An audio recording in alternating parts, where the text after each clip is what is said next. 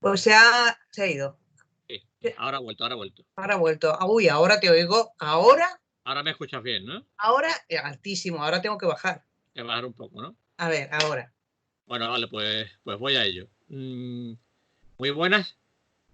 Espérate, voy a empezar otra vez porque esto es un poco... Esto de hablarle a una pantalla como que todavía no conviene. No. Muy buenas. Estamos en una nueva edición de la tarde de cómics, pero como podréis observar, es una bastante atípica debido a las circunstancias en las que nos encontramos. Pero bueno, gracias a la técnica, contamos con la presencia de la que iba a ser nuestra invitada el pasado día 13 de marzo y que por lo que ya sabéis, ¿no? Pues tuvimos que aplazar esa tarde de cómic, pero afortunadamente hoy la tenemos aquí con nosotros, de manera online, claro, pero bueno, está con nosotros, que es lo importante, ¿no? Ella es Mari Cavila, como imagino que ya sabréis todos y todas, ¿no? Y bueno, aparte de ser uno de los grandes nombres de la historieta española, ella es un gran ejemplo de sororidad, ¿no? De solidaridad con todas esas autoras que en un momento dado y por diversas circunstancias, ¿no? Y en otras épocas, ¿no? Pues sus nombres, ¿no? Y su obra pues quedó un poco en la sombra, ¿no?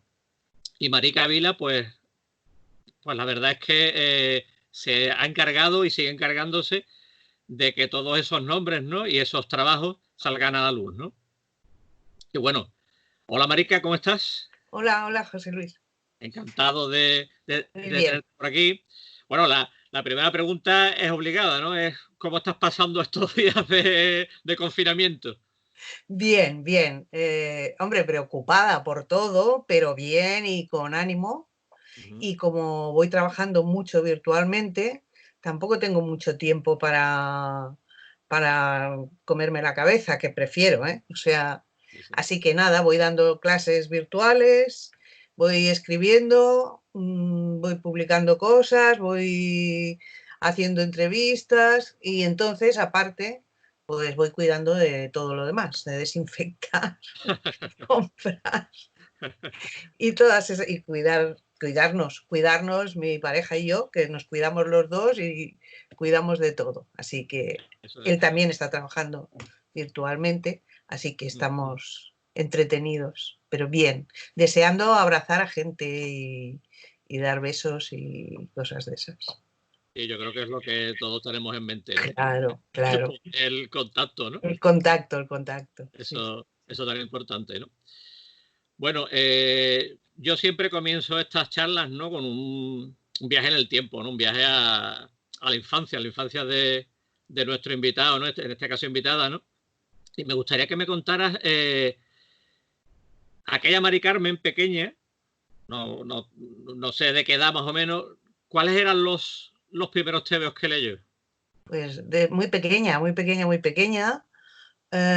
Primero leía, fíjate, la Vanguardia y los chistes de la Vanguardia con 4 años, que era, además me emperraba en decir que leía bien y mi padre decía, no, cuando hay una U no se dice G, se dice G. Y yo decía, no. O sea, esta es una anécdota de mi familia que quiere decir que desde pequeña yo lo de las letras me entraba y el dibujo más. Ajá. Entonces, lo primero que leí fue el TVO, que mi padre me compraba absolutamente siempre, cada semana. Y luego TVOs antiguos que comprábamos, los domingos íbamos al mercado de San Antonio, siempre con mi padre, y entonces allí él compraba sus libros y siempre me compraba alguna cosa. Bueno, libros también de la colección Araluce, que pues la Odisea, la Ilíada, pequeñito para niños, y tebeos antiguos. Enseguida, ¿qué más leí? Pues como era una chica, me llegaron obviamente la colección Azucena, famosísima, creada por Rosa Galcerán, a la que reivindico otra vez, a pesar de que el tebeo femenino tenga muchas carencias, pero sus profesionales han sido fantásticas. Claro de Luna, Serenata, todo el rollo pop de los 60, sí, y también Pumbit, Pulgarcito, Hazañas Bélicas, El Capitán Trueno, es a lo que jugábamos en el colegio, mis amigas y yo. En fin, esas eran mis lecturas de pequeña, hasta que me di cuenta que ahí no aparecíamos las chicas nada más que de trofeo y empezábamos a buscar otro tipo de protagonismo, ¿no? Y eso nos lo dio la literatura. Por desgracia, el cómic ha tardado mucho tiempo en dar ese protagonismo. Las autoras hemos vuelto, no las autoras, y las lectoras amantes también del cómic, hemos vuelto a retomarlo, pero siempre travestiéndonos, o sea, cambiando de identidad para vivir la aventura, ¿no? Y eso ha sido una cosa que enseguida me llamó la atención. Y eso precisamente, sí. Y marcó mi manera de enfrentarme al cómic. Eso precisamente iba a comentarte, porque en aquella época, ¿no? Estaba súper marcada la línea entre lo que era tebeos para niños y tebeos para niñas, ¿no? Sí, sí, sí. El de niñas, el personaje femenino era la eterna novia, ¿no? La chica enamorada, servil de su novio, etcétera, etcétera, ¿no? Bueno, no solo enamorado servil, porque también tenía un nuevo rol que se incorporaba, que era el consumismo. Entonces era la fan, era un nuevo rol que se incorporaba al femenino, al esencialismo femenino. Las niñas son fans, adoran a un ídolo. Y por otro lado, que esto lo ligaba con la música, que era un gran negocio también, pero empezaba ahí todo el fenómeno fan, que así y se ha multiplicado, como rol femenino asumido. El control de la casa, el materialismo detrás del romanticismo, el materialismo de que la carrera de la niña era pescar marido. Por lo tanto, si ya en los años 60 iba a la universidad, por ejemplo, o iba a trabajar, siempre trabajaba en lugares secundarios. Ellos eran los abogados y ellas las secretarias, ellos eran los médicos y ellas las telefonistas o las enfermeras, y lo eran provisionalmente siempre. Claro. Lo eran hasta que se casaban, hasta que pescaban a un tío con una buena carrera, un buen coche, un buen futuro, porque ese iba a ser su trabajo final de carrera. Y realmente era final, porque después desaparecían en los tebeos, no había continuará, y no aparecían las mujeres en los cuentos ni en nada. O sea, las mujeres que luego salen y tienen un cierto protagonismo, en los tebeos de chicas no, porque ahí se acaban, pero en los tebeos de chicos son malas, suelen ser malas, o son víctimas o son malas. Las mujeres con poder son algo desechable, parecido a las brujas, las madrastras o las malvadas, ¿no? Y esos son estos estereotipos que han durado mucho, y todavía queda queda su sustrato disfrazado y modernizado, pero todavía queda. Esos estereotipos pues, nos han marcado a todos mucho, y han marcado mucho los roles de género, y han marcado mucho el no eliminarlos y el transformarlos luego en el destape, en toda la época de la transición, el arrastrarlos, la progresía, con todas sus revoluciones, arrastrarlos, asumiéndolos y diciendo cómo tenían que ser las mujeres liberadas, creando protagonistas falsas, también nos ha seguido marcando. Todo eso ha hecho que se diga siempre que el cómic es un mundo masculino, que las mujeres no están interesadas o no existen o no en ese ámbito. Hoy ya sabemos que no. Y hoy ya el cómic sabe que las necesita, además, que nos necesita a todos. Y tanto, y tanto. Me estoy extendiendo mucho. No, tranquila. No te dejo preguntar. Sin problema. ¿Y esas lecturas son las que te llevan a querer aprender a dibujar? Bueno, en ese momento no. En ese momento a mí lo que me atrae del cómic es el dibujo. El dibujo. Y yo me encanta copiar los dibujos de Rosa Galcerán, de María Pascual, de Ferrandiz, yo estoy dibujando, me impacta muchísimo el dibujo. A partir de ahí, pues ya empiezo a dibujar otras cosas, porque como me voy apartando del cómic, empiezo con, no sé, cuando tengo 14, 14 años, ya no, o 13, 14 años, ya lo que dibujo son fotografías. O sea, ya busco fotografías y dibujo fotografías o hago mis creaciones.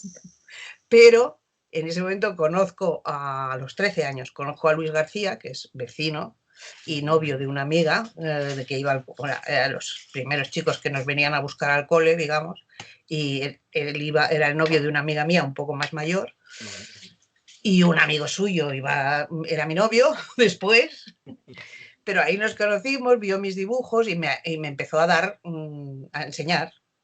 Ajá. Yo seguí estudiando, trabajando y empecé a ir a Masana, pero para aprender dibujo, no pensaba yo en hacer cómic, o sea, yo iba a la Masana a aprender dibujo.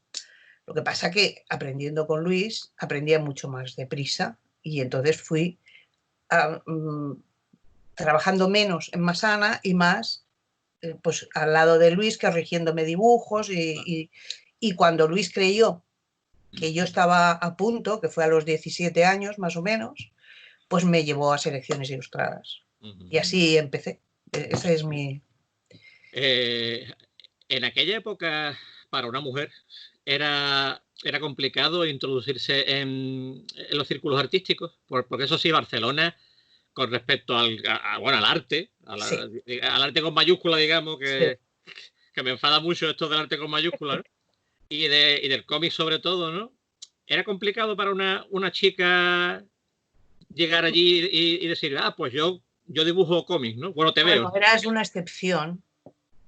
Eso ya conlleva en sí mismo que, bueno, que eras algo raro. Y como eras algo raro, de hecho yo cuando llegué a Selecciones no conocía a ninguna chica, a ninguna. Todos eran dibujantes, pero todos eran dibujantes. Los más jóvenes tenían 4 años más que yo, 5 años más que yo. Los demás tenían 10, 12 años más que yo. O sea, todos yo los veía a todo el mundo. O sea, yo estaba aterrorizada. Claro. Porque me parecía todo el mundo muy importante, muy grande, muy... Bueno, lo eran, ¿eh? O sea, sí, hombre. No les quito ninguna importancia, pero quiero decir que yo los veía... yo era una niña de las monjas, muy pequeñita, muy tímida, y que a mí que me compraran un dibujo me parecía una cosa increíble, ¿no? Y además que entonces se pagaban muy bien. O sea que... Entonces allí era una cosa rara, pero además como tampoco trabajabas en el estudio, sino que simplemente llevaba dibujos y si les gustaban se los quedaban. Y eran ilustraciones de sindicación románticas, porque lo que a mí se me proponía era dibujo romántico.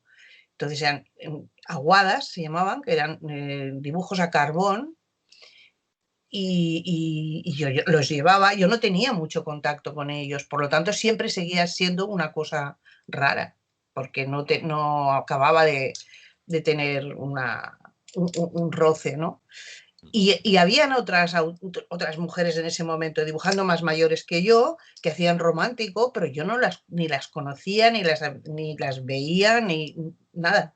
Allí no estaban en Bruguera posiblemente o en Toray. Pero yo había visto sus tebeos de pequeñas, pero no tenía contacto con ellas y eran un mundo aparte, tal como yo lo viví. Hasta la transición no me encontré con dos mujeres rompiendo el techo de cristal del romántico, ¿no? O sea, integrándonos, bueno, de hecho, formando parte desde el principio de la gestación del movimiento que empezó a reivindicar el cómic de autor, los derechos, a crear sindicatos, a construir plataformas para un nuevo cómic, para enfocar, sobre todo para tomar las riendas sobre el mensaje que cuestionábamos todos, no solo las mujeres, sino todos, cuestionábamos el mensaje que se estaba dando, ¿no? Y todo el mundo quería asumir la responsabilidad sobre lo que contaba, ¿no? Y entonces, pues ser mujer era, pues eso, éramos incluso mucho más tarde, cuando alguien nos hacía una entrevista juntas, a las 3, eran las nenas del cómic, claro. que tenías que decir, oye, que no somos las nenas del cómic, que somos 3 dibujantes. Pero esto era una cosa que se repetía, ¿no? Y con los compañeros, que hemos hecho revistas, revoluciones, sindicatos, militancias y de todo, pues como en todos, como en los partidos, como toda la historia de esta época, pues las relaciones de género han sido difíciles y no han sido, en un principio han sido sorpresivas, porque cuando estabas luchando por una cosa, para una renovación y por un pensamiento más progresista, te esperabas cualquier cosa de la derecha, pero de la izquierda no.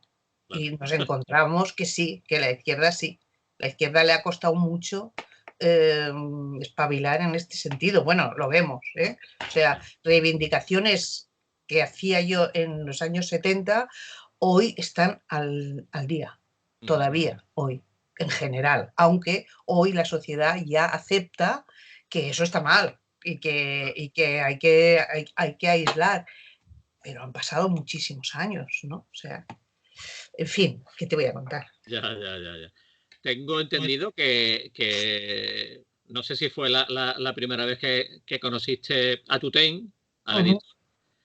Digamos que bueno, que no fue una entrevista demasiado, ¿no? Que te dejó un poco... No fue la primera vez, no. Yo a Tutén lo conocí el primer día que fui a selecciones, sí, pero eso lo vi de lejos. O sea, lo vi de lejos. Dijo, esta niña, a ver, mirad lo que trae aquí, ¿no? Y miraron y yo, bueno. Cuando un día me llamó a su despacho, después de entregar muchísimas ilustraciones a carbón, sí, para mí era como que me había llamado pues, el primer ministro, yo qué sé, alguien, y yo iba absolutamente asustada. Entré en su maravilloso despacho, me parecía a mí, porque a mí selecciones me parecía el centro de la modernidad, o sea, me parecía que era lo más elegante, lo más moderno, lo más... Entonces, su despacho de grandes sillones, con unos grandes dibujos de Petronius, de Félix Mas, llenando todas sus paredes, yo allí estaba como un pulpo en un garaje, ¿no? Pensando, bueno, que sea, a ver qué me va a decir, porque no sé qué me va a decir. Entonces me empezó a felicitar y a decir que yo, si me daba cuenta de que yo, que mis dibujos, que eran muy buenos y que si me daba cuenta que yo seguía una saga que era una gran responsabilidad, que era la saga de Pepe González y Luis García, y que eran los que dibujaban, hacían unos dibujos a carbón muy realistas. Bueno, sí, que yo estaba en esa, yo seguía esa línea, ¿no? esa línea, y que claro, eso era una responsabilidad muy difícil porque era muy buena, pero era una chica, y entonces él no creía que yo fuera capaz de mantener esa responsabilidad con esas grandes figuras detrás, ¿no? Y entonces yo dije, no, es que yo no quiero mantener ninguna responsabilidad y yo no quiero parecerme a nadie, yo no quiero seguir a nadie, yo quiero dibujar solamente, ¿no? Bueno, tú sigue, pero eres una chica y eso lo has de tener en cuenta. Y claro, eso a mí me dejó alucinada, y a partir de ese momento intenté separarme lo máximo posible del dibujo. Claro, selecciones tenía unas pautas buenas, porque a mí me sirvió aprender muchísimo, pero sí que conducía, te hacía eliminar un montón de caminos, ¿no? O sea, seguías aquel. Lo bueno era lo que hacía esta persona y la otra, pero era lo bueno como lo único bueno. Entonces, claro, yo empecé a abrir la mirada y a decir, todo selecciones es muy bueno, unos más que otros, pero hay cosas buenísimas. Ahora, yo no quiero hacer no quiero seguir yo quiero encontrar mi manera de expresarme. Y mi manera de expresarme con el dibujo, además, ha sido después, como he tenido que aprender muchos estilos y muchas técnicas, ha sido combinarlos, experimentar, plantearme un reto en cada historieta, huir, como otra lucha ha sido romper con los estereotipos. Uno de los estereotipos principales es crear un modelo y repetirlo con un personaje. Entonces, está bien que lo hagan otras personas, pero yo he querido luchar contra eso en mi trabajo. No me ha interesado seguir una cosa continuamente. Entonces, sí que he hecho series de personajes, pero a lo mejor el trabajo siguiente he necesitado que fuera absolutamente distinto, ¿no? Porque no pretendo proponer modelos. Claro. Como comentabas antes, la verdad es que en las agencias el trabajo estaba bien pagado. Y bueno, todos los grandes nombres del cómic español pasaron por agencias, ¿no? O sea, ¿por qué crees que con el tiempo estas cerraron? Bueno, claro, nosotros ganábamos muy bien.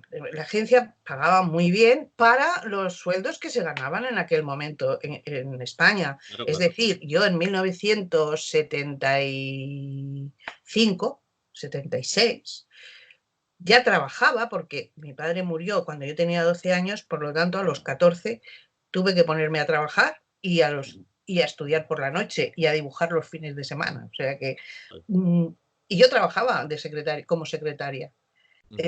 Y como secretaria ganaba 1.700 pesetas al mes, me parece. Luego, enseguida, como entré en Hacienda, ya ganaba 3.000 porque por una serie de rollos que eran funcionariales pagaban más. Bueno, en fin, trabajaba por la mañana y ganaba 3.000.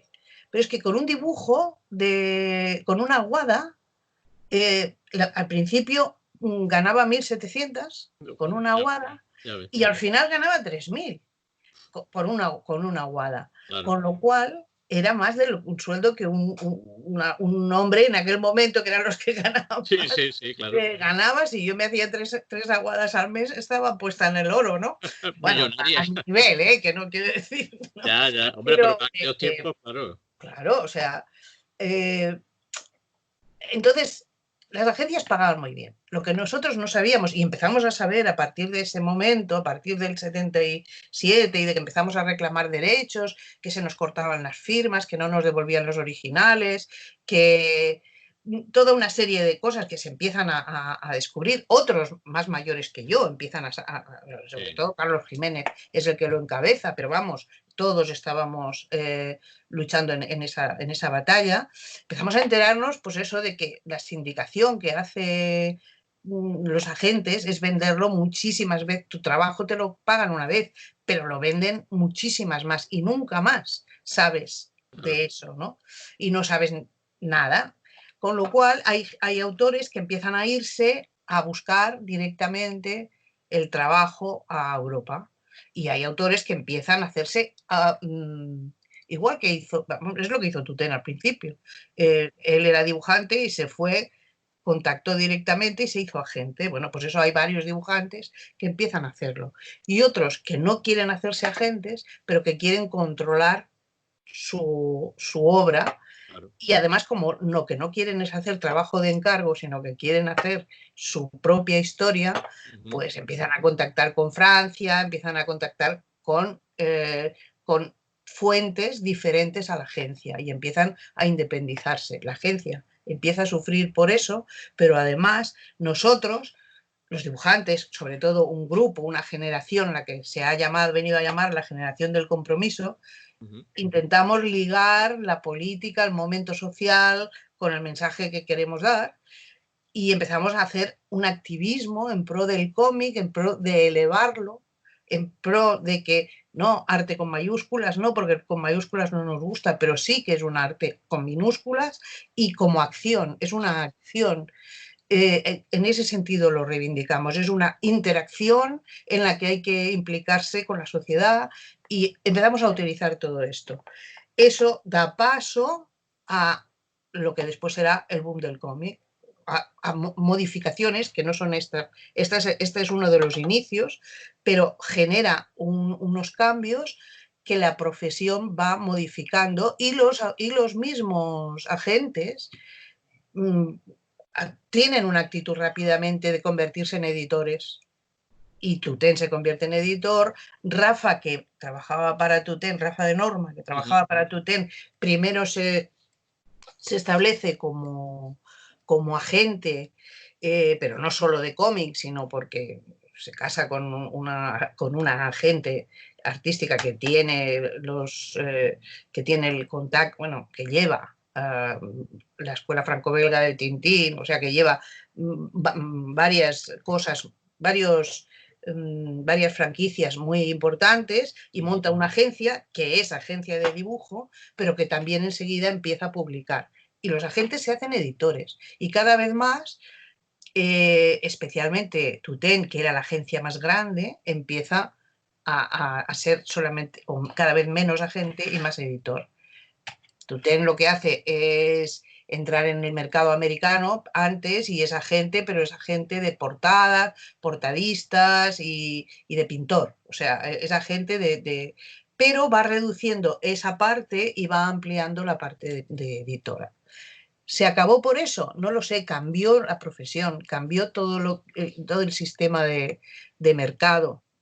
Los autores empezaron a querer trabajar por ellos mismos mayoritariamente. Viene el rollo underground del Víbora, en el que Tutén invirtió, pero es todo el mercado el que cambió. Pero claro, cambió las industrias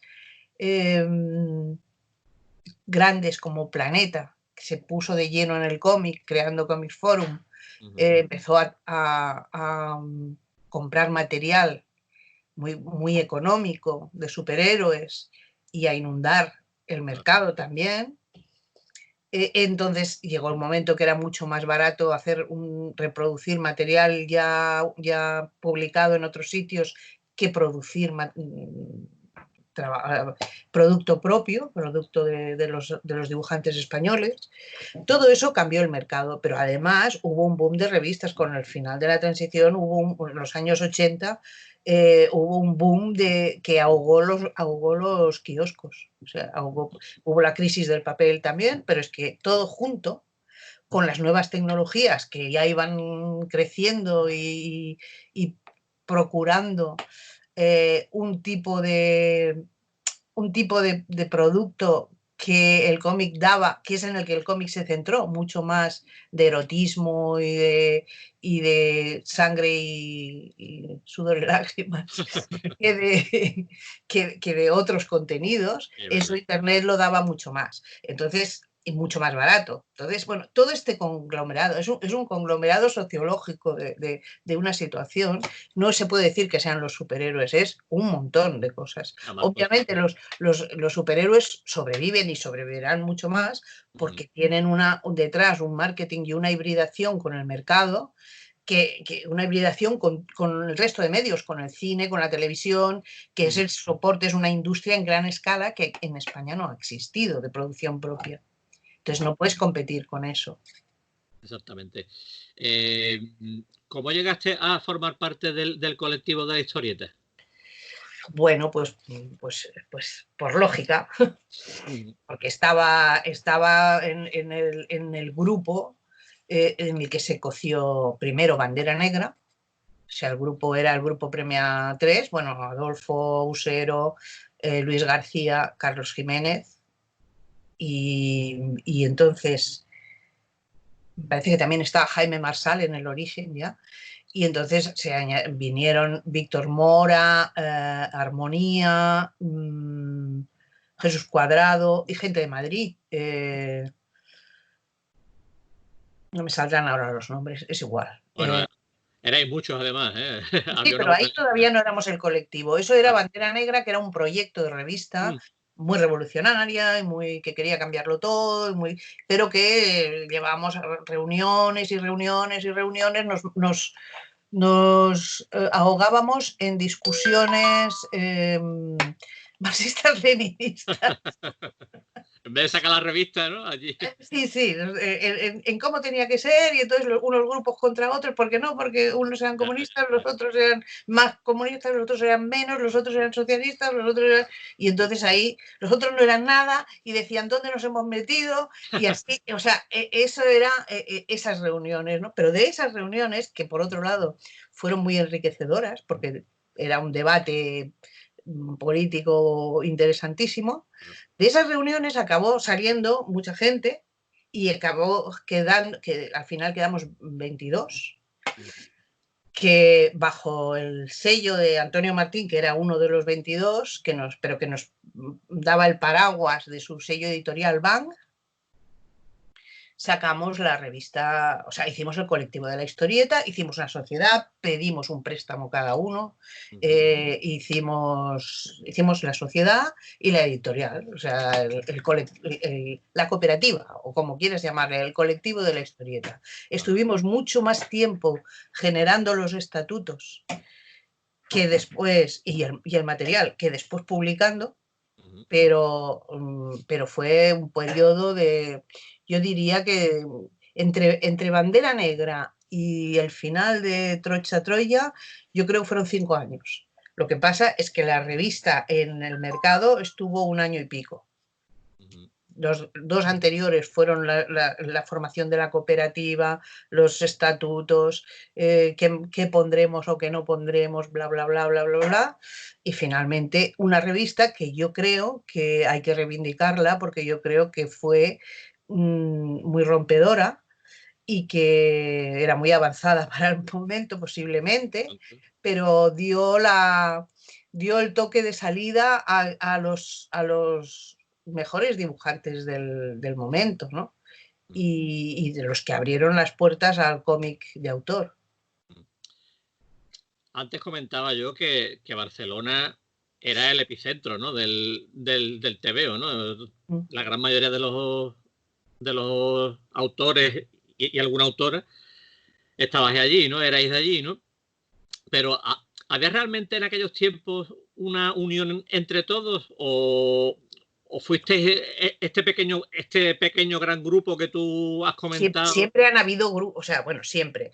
En principio no es que hubieran grupos, más bien lo que supongo que habría, yo lo he conocido poco esto porque yo ya he llegado al final, pero antes lo que habría pues serían los de Bruguera, los de Selecciones, claro, o sea, cada uno, los de Ortega, pero en definitiva, cuando una de las primeras cosas al final de esta época de Bruguera que yo no he conocido, pero una de las cosas que se hizo antes que los sindicatos y que las revistas fue el Club DIN.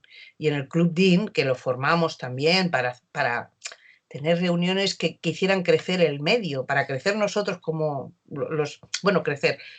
Todos eran mucho más crecidos que yo intelectualmente y de todo, pero yo también, ¿no? Quiero decir, se creaba un centro de reunión para tener discusiones artísticas, manifestaciones, y ahí, en principio, todo el mundo se llevaba muy bien. Claro que no había ningún compromiso de hacer nada, simplemente eran... Lo que pasa que de ahí salieron las reivindicaciones de los derechos de autor, de ahí acabó saliendo el sindicato. Claro, cuando ya luego se centra el colectivo de la historieta,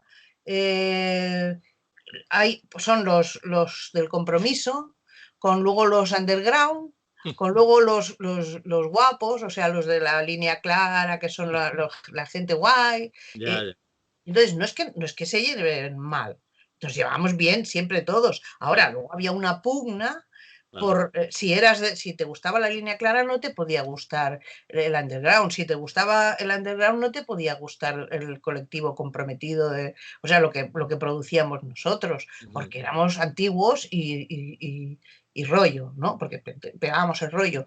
O si eras del cómic tradicional, pues entonces nosotros éramos demasiado intelectuales, los otros eran demasiado modernos y los otros eran demasiado guarros. O sea, y entonces estas peleas, pero que son normales en cualquier manifestación artística, evidentemente existían. Dentro de eso, ¿quién se movió más en favor del colectivo?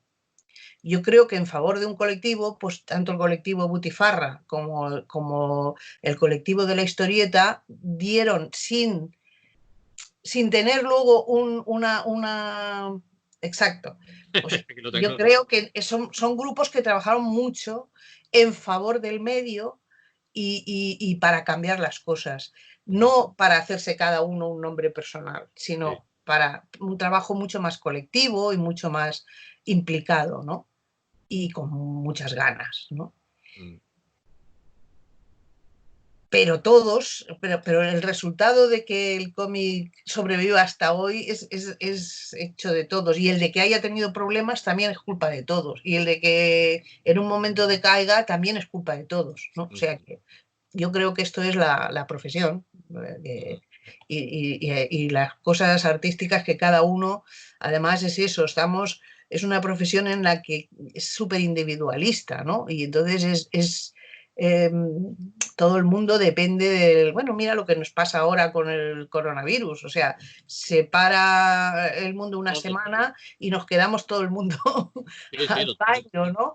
Bueno, pues eso marca también las relaciones, el que puedan funcionar bien las cosas colectivas, ¿no? Que yo creo que las cosas colectivas son las únicas que nos salvarán siempre, ¿no? Pero hay un momento de difícil, de supervivencia de cada uno, que en el cómic se ha dado mucho, que hace que los proyectos no, a lo mejor no cuajen, ¿no? ¿En qué momento y por qué decides rebautizarte, digamos? Sí, esto, vamos a ver, es una curiosidad, ¿no? Bueno. Simplemente, como he explicado, yo era una niña muy jovencita que llegaba, ahora la diferencia de edad, yo qué sé, con Luis no existe, tiene 4 años más que yo, 3 y medio. Ahora no, pero cuando tienes 15, 16, 17 y el otro es ya un señor dibujante enorme y tiene 4 años más que tú, pues de los 14 a los 18 cambia mucho. Y yo siempre pues los veía a todo el mundo, bueno, y Luis era el pequeño, todos los demás tenían, yo qué sé, Carlos tiene 8 o 9 años más que yo y demás más mayores todavía, por lo tanto yo los veía como muy mayores y a mí me imponían mucho y yo venía de las monjas, me ponía colorada bastante a menudo y luego era la única chica y esto generaba una situación que no era la que se generaba con otros chicos, con el cuando todo el mundo eran chicos, ¿no? Había una chica. Eso quiere decir pues que se hacían bromas, que si llegaban otras chicas que llegaban, pero no eran dibujantes, eran fans de los o novias o fans de ellos, y se iban, y ligaban, intentaban ligar, hacían tonterías, de aquellas que desde fuera las ves y es obvio que están haciendo el tonto. Pues luego, cuando lo iban a comentar, como estaba yo, les cortaba, ¿no? Si intentaban ligar contigo, tú tenías que mantener una distancia.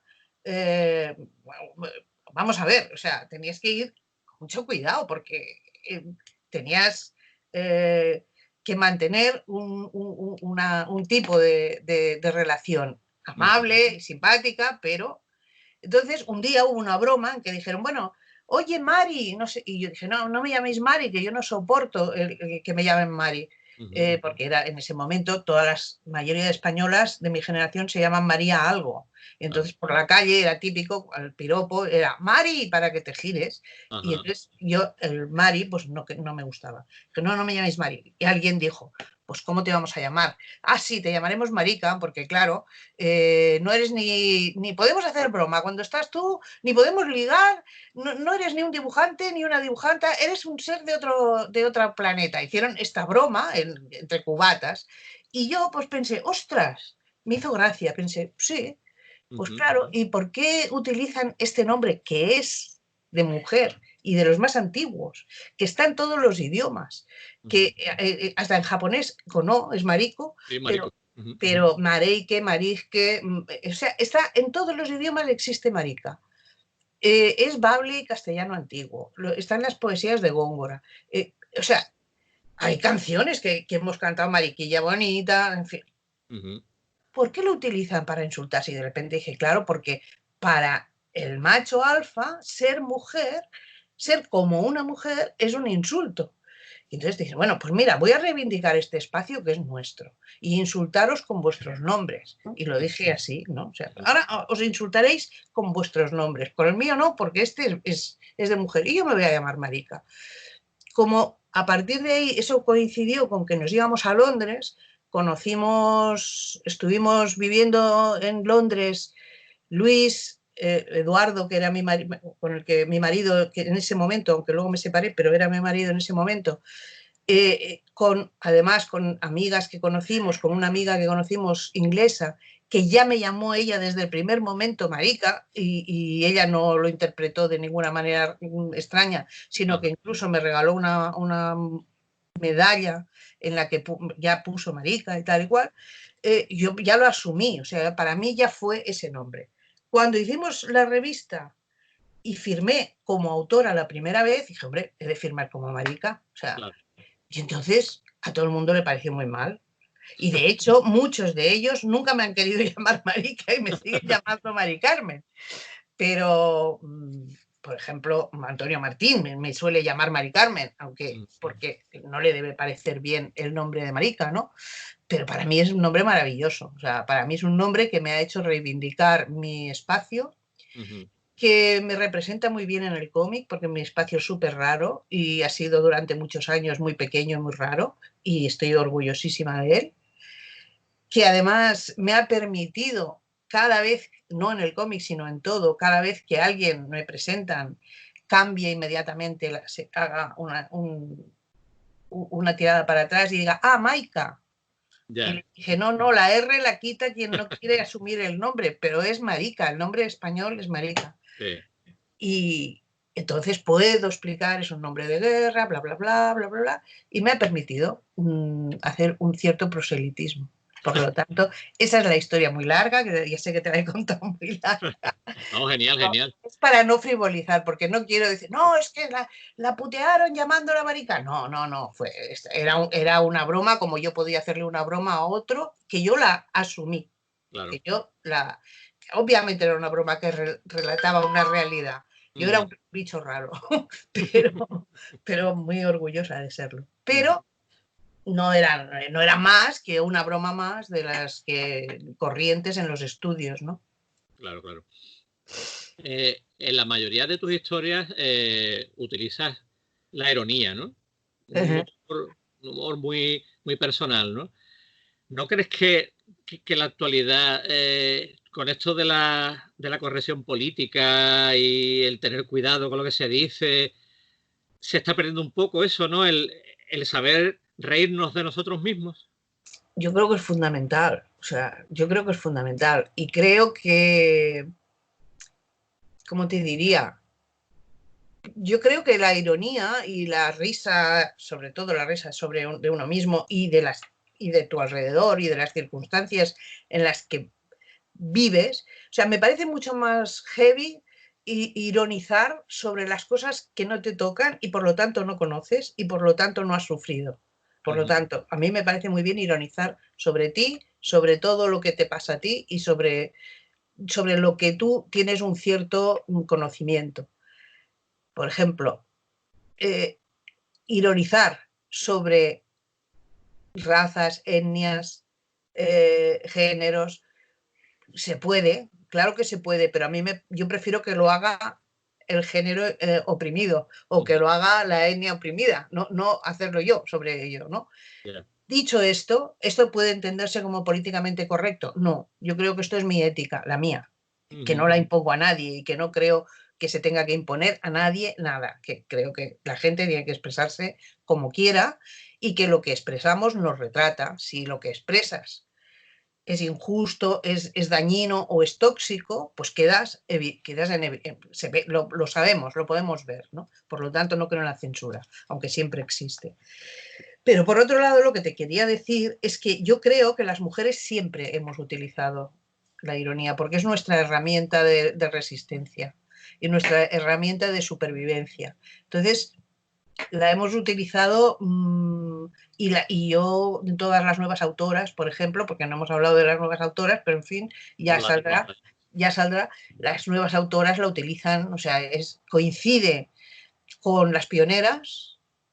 Hay varias cosas que coinciden, aunque cada una mostramos toda la diversidad del panorama humano. O sea, ser mujer no quiere decir ser una especie aparte, sino que somos seres humanos y se muestra cuando ves el trabajo de las mujeres. Lo que nos une es cómo nos ha tratado la cultura.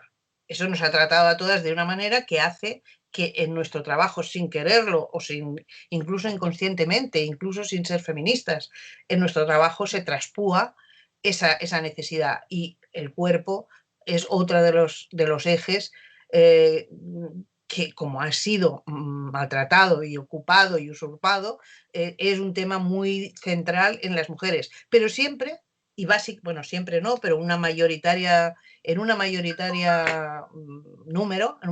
número, a través de la ironía y a través del sarcasmo y a través de la risa, de reírse de una misma, de reírse de sus propios michelines o de reírse de la forma patriarcal de asumir nosotras mismas la vida, ¿no? Por todo aquello que nos ha marcado y cómo caemos muchas veces nosotras mismas en los errores, porque no nos libramos de haber recibido esa educación castradora, ¿no? Por desgracia, por desgracia. Sí, sí, claro. A lo largo de tu trayectoria como autora, ¿has padecido en algún momento la censura? Te iba a decir justo antes, cuando he hablado de la censura, que claro, que es que yo creo que censura ha habido siempre. Yo, si tu pregunta es sobre la censura franquista, de que te tapen un bocadillo, que pasó, a mí no, porque yo no trabajé para aquí, yo trabajé directamente para Inglaterra cuando empecé a trabajar, y no sé si había censura o no había censura, pero sí que cuentan, por ejemplo, la mayoría de mujeres que hacían cómic femenino hablan de cómo pues a Mari Noticias no podía ir en bikini, o cuando fue en bikini la pintaban luego no sé qué. Sí. Eso ha contado Karma Barberá, por lo cual supongo que existía. Yo ni he conocido al señor censor del que ellas hablan, del que también habla Antonio Martín. Yo eso no lo he conocido porque yo he empezado a trabajar primero con ilustración mucho tiempo, y luego, cuando he empezado ya en el 73 a hacer cómic para Inglaterra, ha sido para Inglaterra, o sea, aquí no se ha visto, bueno, luego he visto que lo han vendido aquí en los años 80 y que se ha publicado en las revistas Pecosa y Esther y todo eso, pero yo no lo sabía. Y no sé si ahí lo han censurado o no, porque no lo he seguido. Pero yo personalmente ya te digo, no. Y luego, en el momento de asumir el mensaje como autora, al momento de asumir la autoría, pues no, porque de hecho he hecho lo que he querido. Sí que a lo mejor ha habido una censura en el colectivo. Se han marcado a lo mejor líneas, o esto es muy agresivo o lo otro no. O sí que, pero no una censura oficial, sino una autocensura. O, por ejemplo, en el feminismo, recuerdo un cartel que hice de que es una imagen que es muy icónica, porque en mis exposiciones y todo esto la pongo muchísimo, porque la reivindico, me encanta. Es una Betty Boop pariendo libros y esgrimiendo una pluma y embarazada y pariendo libros. Esto, el feminismo oficial, en un momento dado, en los años 90, lo consideró muy agresivo. Y esto era para hacer unos carteles que iban a llenar toda la Rambla de la Rambla de Barcelona, y no se hizo porque se consideró muy agresivo. Entonces, cosas de estas, pero no ha sido una censura del Ministerio de Cultura ni de Interior, no, ha sido autocensura, ha sido los mismos que estábamos haciendo eso. Quien lo organizaba ha decidido que aquello no. Perdona un segundo, porque si no, no va a parar el teléfono. El problema. Ya está. Ya está. Bien, no sé, ¿me he explicado? Sí, ¿no? Perfectamente, ¿no? Perfectamente. Además de autora de cómics, has sido editora, has trabajado en el mundo de la animación, pero si es que hubo un momento, ¿no? Digamos, ¿no?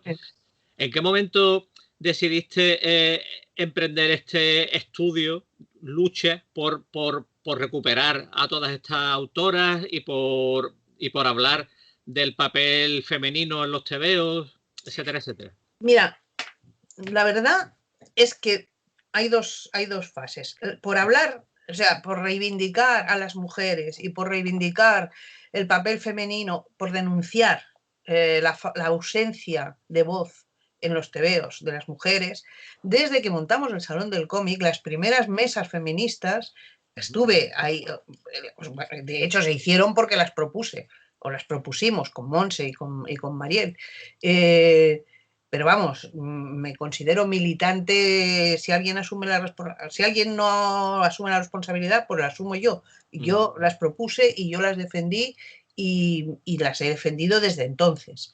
He defendido la participación, el que se hagan mesas de mujeres, a pesar de que eso represente pueda parecer otra marginación. Pero mientras no aparecen, si no es así, hay que defender ese tipo de mesas. Eso ha sido mi reivindicación desde entonces, y estamos hablando del año 80, 81, ¿no? Yo no me acuerdo exactamente la fecha. En el Tótem Especial Mujeres del 77 hay un artículo mío. Exacto, aquí podrás encontrar un artículo en el que ya estoy defendiendo. De hecho, es como la base de la tesis doctoral que he hecho ahora. Lo que pasa es que ingenua y de una candidez muy tierna, ¿no? Pero ya está ahí. Por lo tanto, para mí, yo creo que he estado toda la vida luchando por esto. ¿Qué ocurre? Que cuando lo empiezo a hacer, que hay un momento que decido hacerlo de forma académica. Claro. Hay un momento que decido que no puede ser que se quede siempre en la pelea de que si soy feminista o no soy feminista, de que claro, las mujeres que queremos, que sí que solo nos miramos el ombligo. Y entonces, de hecho, pienso, no, es que yo no tengo ganas de estar volviendo a explicar cada vez, que reivindicar, tener que defender que necesitamos un espacio de voz, así como quien pide no sé, una sobra, ¿no? No, me es igual, o sea, si el cómic no nos quiere, pues no nos quiere, pero yo quiero estudiarlo, por qué no nos quiere, y quiero estudiar por qué no han aparecido, por qué han desaparecido, o si estaban, o si no estaban, o qué le falta, o si realmente no le falta esto al cómic, o sí que le falta. Y ahí empecé a hacer primero la carrera de humanidades, porque yo había hecho sociología, entonces ahí empecé a hacer la carrera de humanidades. El trabajo final, que fue en el 2009, lo hice sobre perspectiva de género, sobre el cómic español, y eso sería el momento académico primero. Y a partir de ahí hice un máster de género de 2 años, máster de género y ciudadanía, y el trabajo final fue una tesis sobre Guido Crepax y la reestructuración de los estereotipos, centrándome en el personaje de Valentina y en cómo la izquierda recupera en los años 60, la progresiva de los años 60, el cambio la posmodernidad, el cambio a la posmodernidad, la filosofía de no solo el cómic, sino todo el pensamiento intelectual, reestructura toda una liberación de la parte femenina de los hombres, que no tiene en cuenta a las mujeres, sino que las recoge y las transforma en musa para ponerlas. Ellos se descentran, salen de la responsabilidad y ponen en el centro, en el protagonismo falso, a una mujer, Valentina, para que sea su musa, se exhiba y manipularla desde el fondo, que es lo que hace Guido Crepax, que lo explica además con Valentina. Entonces, ahí hago mi segundo punto académico de estudio.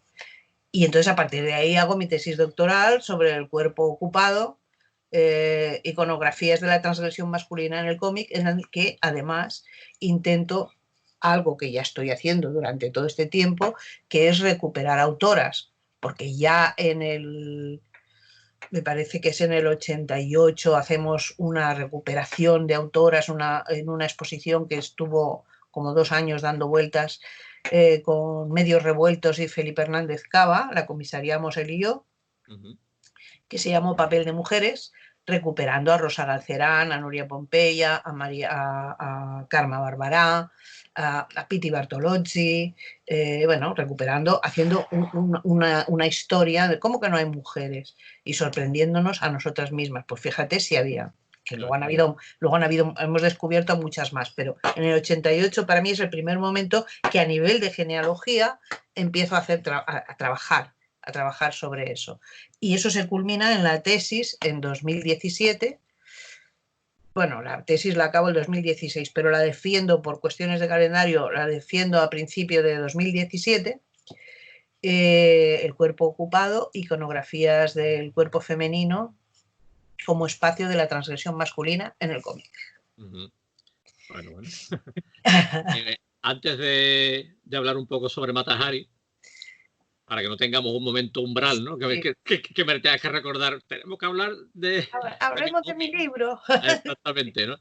Pues te quería preguntar un par de cosas, ¿no? La primera es que, o sea, tú has sido editora, conoces los intríngulis del negocio, ¿no? ¿Por qué en España no hay una industria del cómic?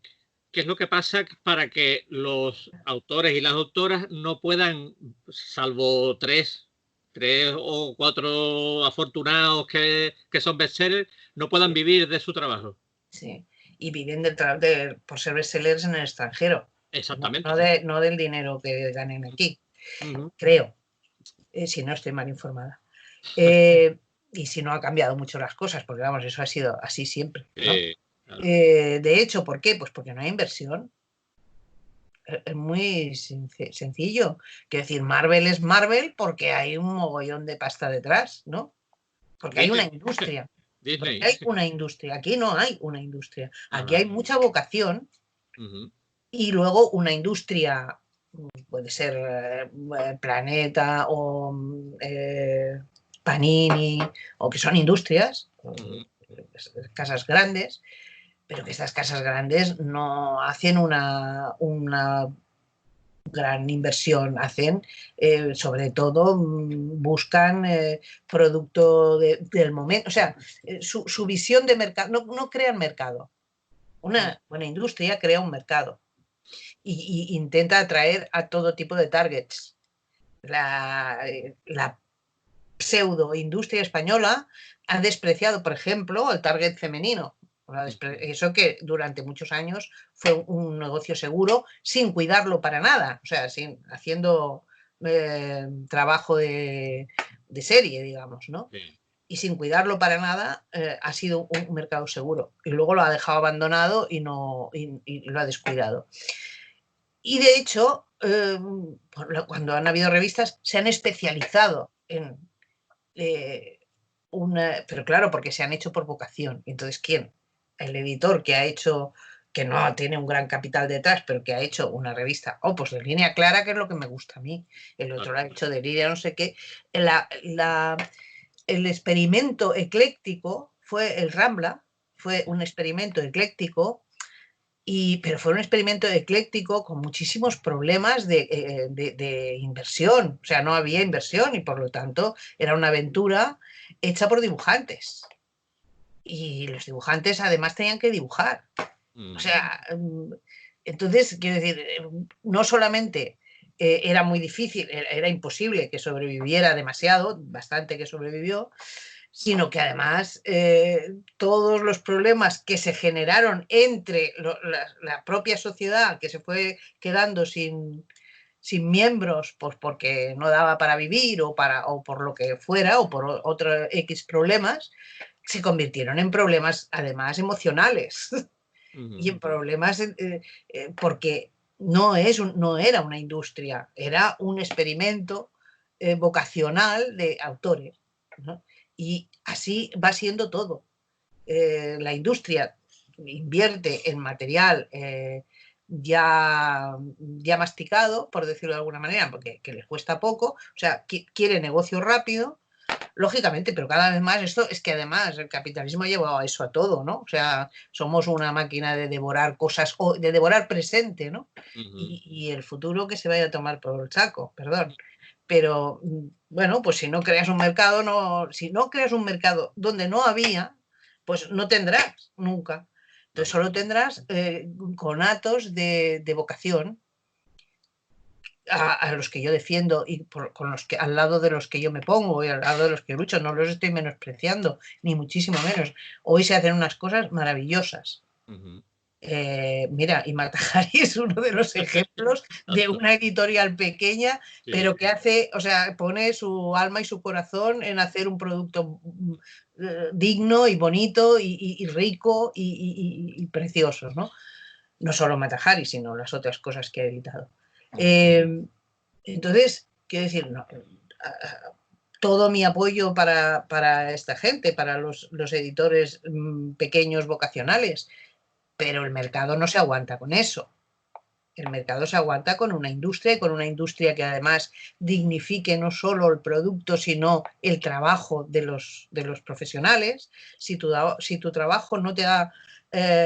o sea, si has de optar por comer o dibujar, pues al final tienes que comer, o al menos tu familia tiene, o alguien tiene que... Por lo tanto, es más difícil que la cosa sea. No hemos llegado nunca al nivel francés, por ejemplo, en el sentido, no digo la calidad de los dibujantes, ni de las ediciones, digo la calidad de la industria como respeto al profesional, cómo ha tratado a los trabajadores, a los artistas, en fin. Estaría, ahora me mordería la cola dando vueltas sobre esto, pero ya lo he dicho. O sea. En estos momentos, la verdad es que el cómic español vive una edad de oro, como no la industria, como hemos comentado, porque no hay tal industria, pero, o sea, se publican grandes historias todos los meses, hay cantidad de autores, ¿no? Por desgracia o por suerte, muchos de estos dibujantes tienen que trabajar para el extranjero, por lo que hemos comentado, ¿no?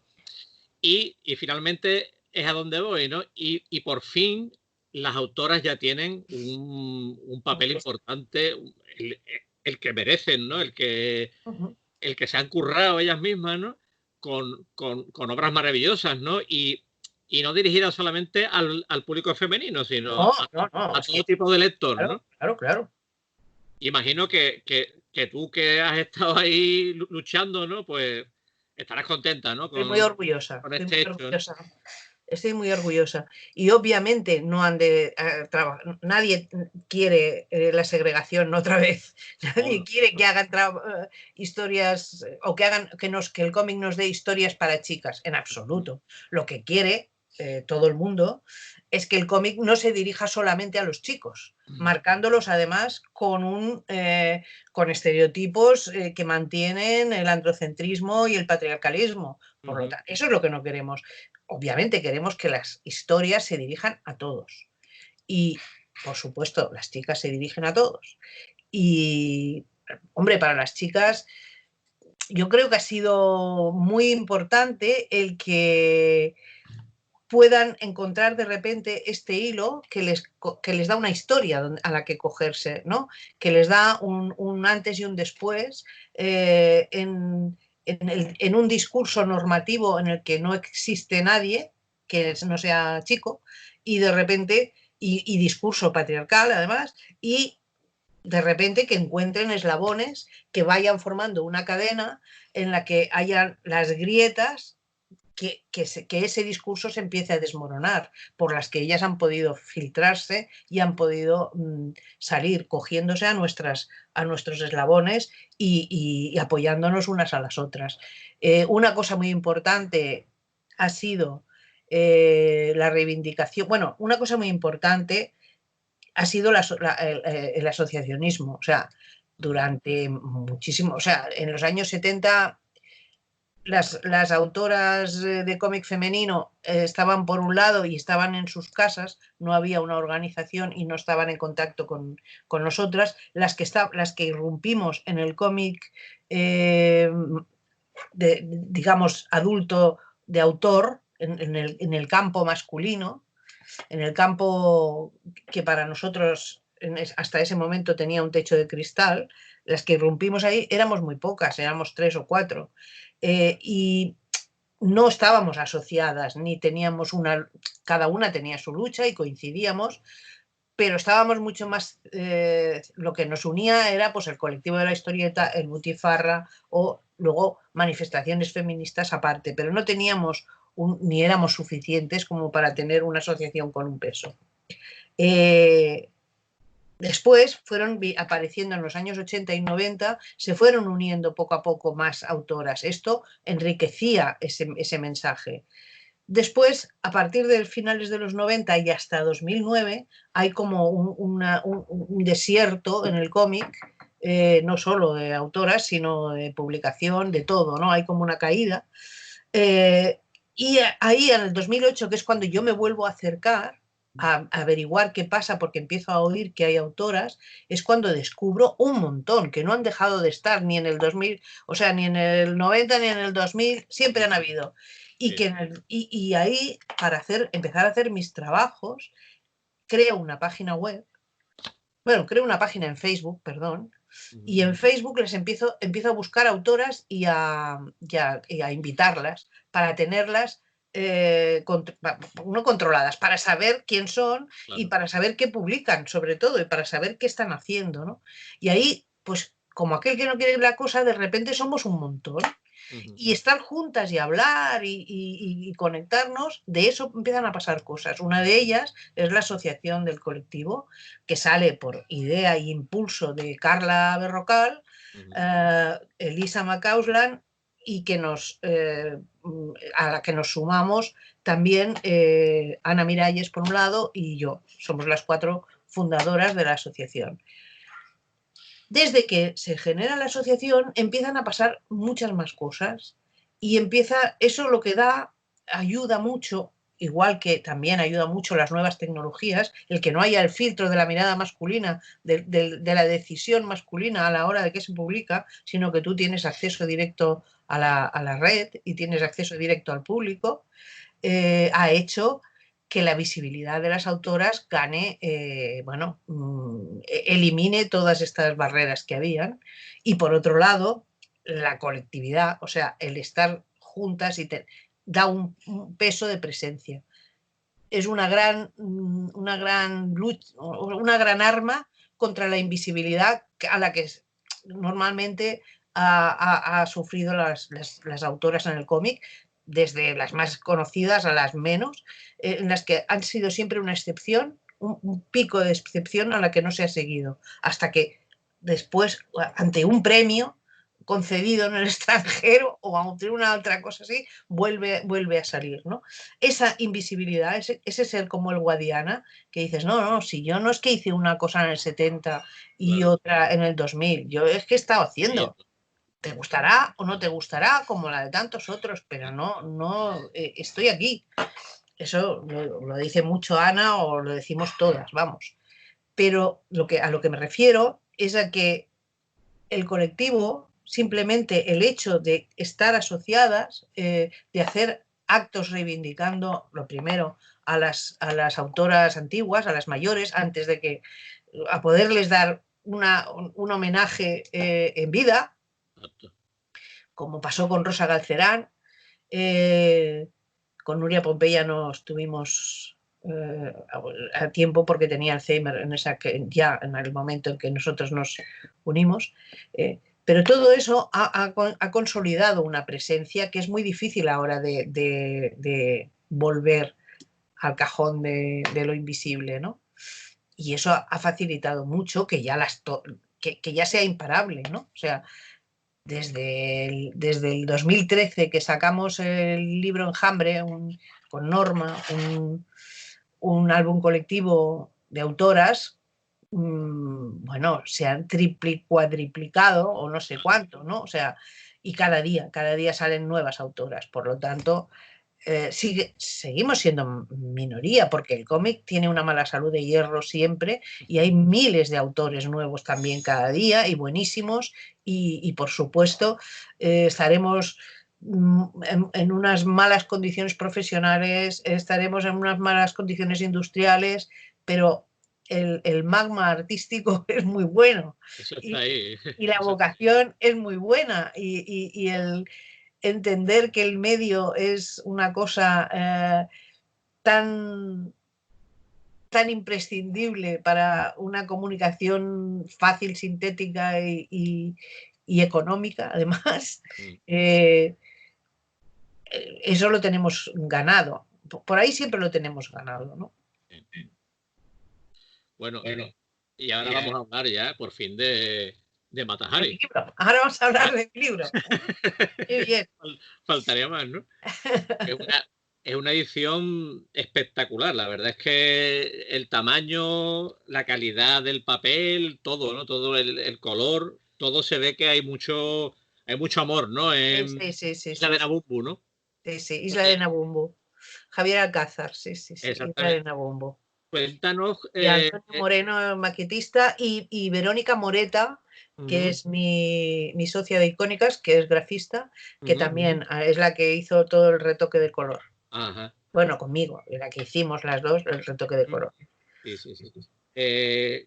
Cuéntanos, ¿cómo se origina este cómic, el proyecto? Porque es un encargo que os hace Tutén, ¿no? En ese momento, ¿no? Sí. A Andreu y a ti, ¿no? Sí.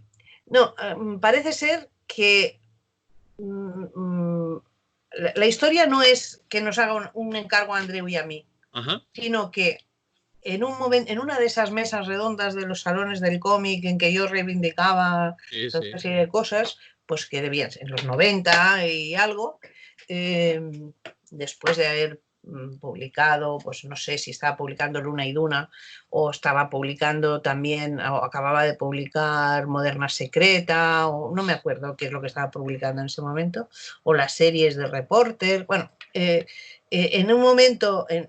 estaba en el periódico y en el periódico y en el País semanal.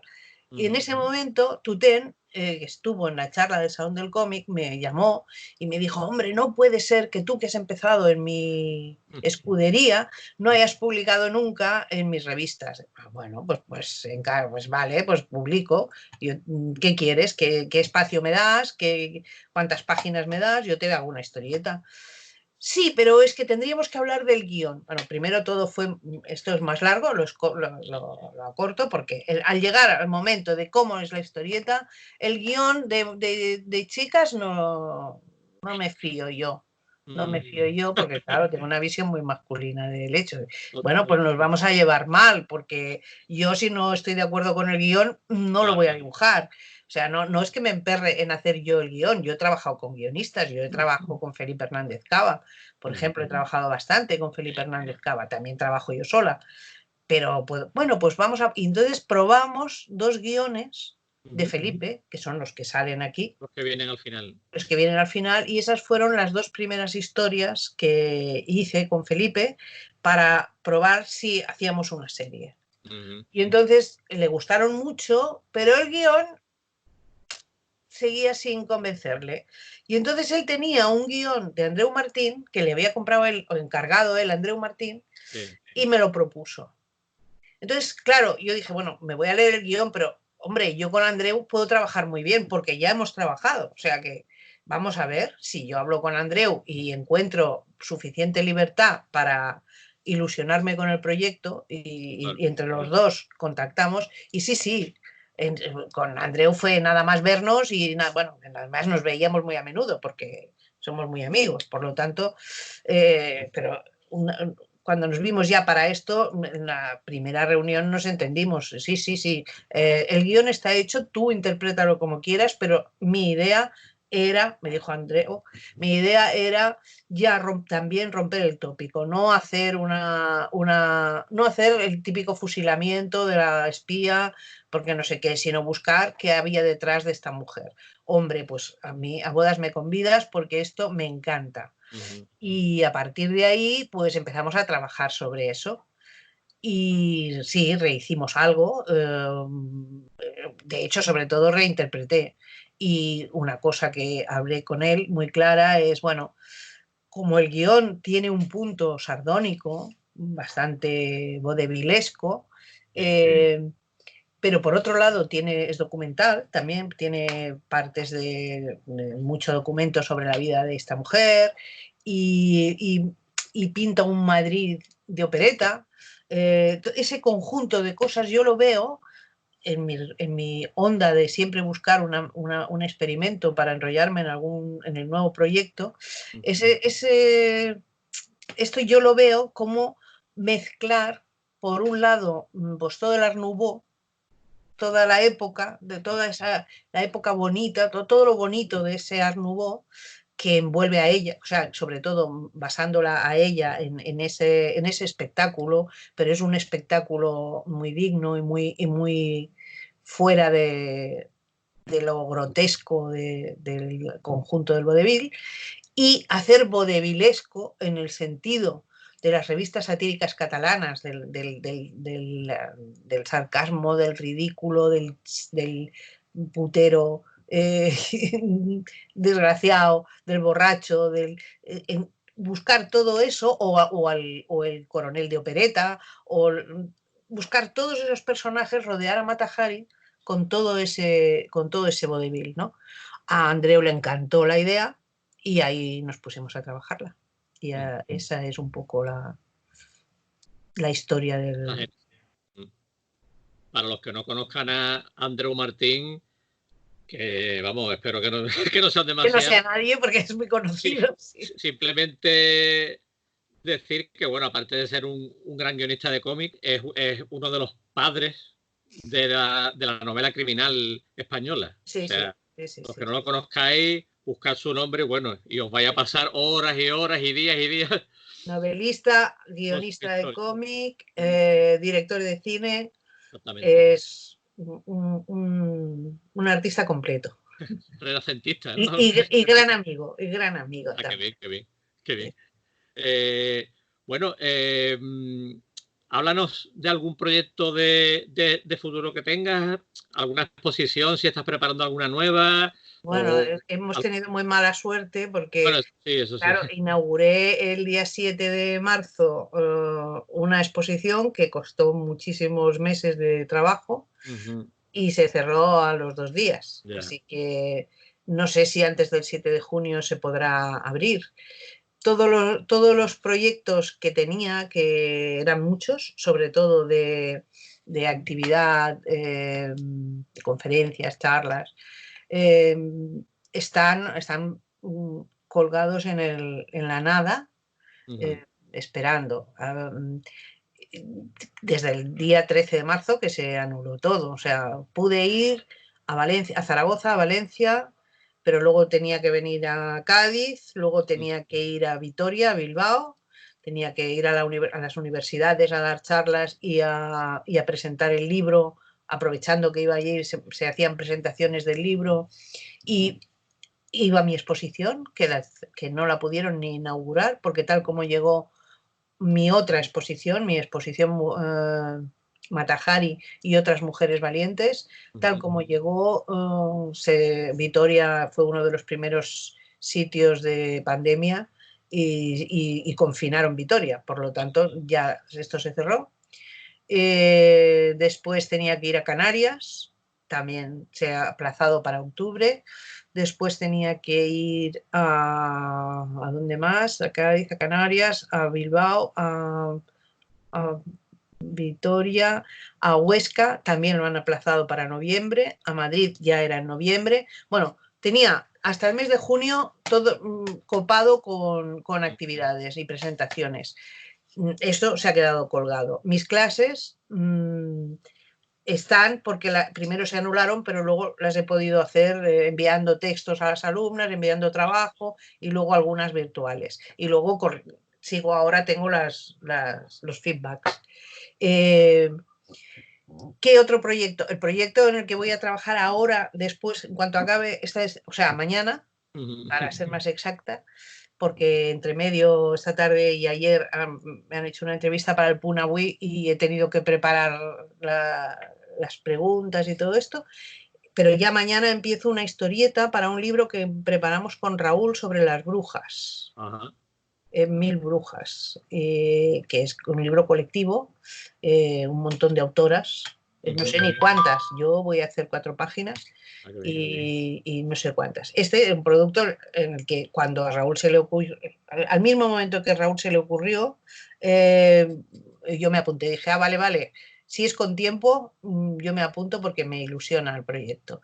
Y a partir de aquí tengo el proyecto que siempre se va quedando detrás, que es, por un lado, preparar mi libro de tesis para que sea un libro de divulgación y publicarlo. Está publicado en la universidad, pero como tesis doctoral, pero a partir de ahí hacer un libro y preparar la reedición de Moderna Secreta, que me encantaría. Por otro lado, detrás de todo esto siempre está la historia de una nueva historieta larga, pero eso ni quiero hablarlo porque tal como van las cosas se va quedando detrás. Vivamos el día a día, ¿no? Vivamos el día a día, sí. Como suelen recomendar los y psicólogos. Es que además, de hecho, continuamente tengo pequeñas interrupciones de ilustración o de grafismo, con lo cual todo se va complicando y retrasando. Pero vamos, quieta no estoy. Eso te lo aseguro. Sí, sí, además de verdad. Bueno, Marica, pues no sé si el medio virtual puede transportar el agradecimiento que personalmente siento al haber regalarnos este rato de charla tan interesante, ¿no? Me ha gustado mucho. Tranquilamente lo repito cuando quieras. La verdad es que He estado muy a gusto. Un gran placer. Me gustaría también agradecer a un par de amigos, ¿no?, que me han ayudado mucho con el trabajo de buscar publicaciones con tus trabajos, ¿no?, que son Diego Cancela y Julián Fuarro. La verdad es que su ayuda ha sido muy, muy, muy importante para yo poder luego meterme en tu mundo, ¿no?, en tus historietas, ¿no?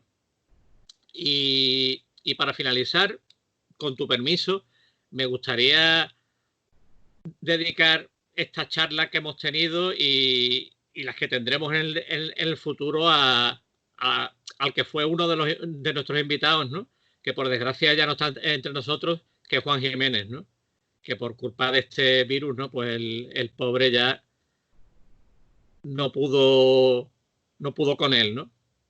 Y bueno, emplazaros a cuando esta pandemia ya nos deje volver a reunirnos, no sé si a tocarnos, ¿no?, porque la verdad es que el futuro no sé cómo seguirá el futuro. Es incierto, ¿no?, esta nueva realidad que dicen que vamos a tener que vivir, ¿no? Pero bueno, ya nos las arreglaremos y ya nos buscaremos la vida para acercarnos, ¿no? Bueno, pues lo dicho, muchas gracias una vez más, Marica, y bueno, voy a parar esto un momento, ¿vale? Espera. Sí, dime. No, solo quiero agradecer a tus compañeros, sí. Los que te han ayudado, de verdad, muchísimas gracias. Y dedicarlo a Juan Jiménez, por supuestísimo, y también a Juan Antón Sánchez, de Diminuta. Es verdad, cierto. Que nos ha ayudado muchísimo con Matajari y que nos ha dejado desolados.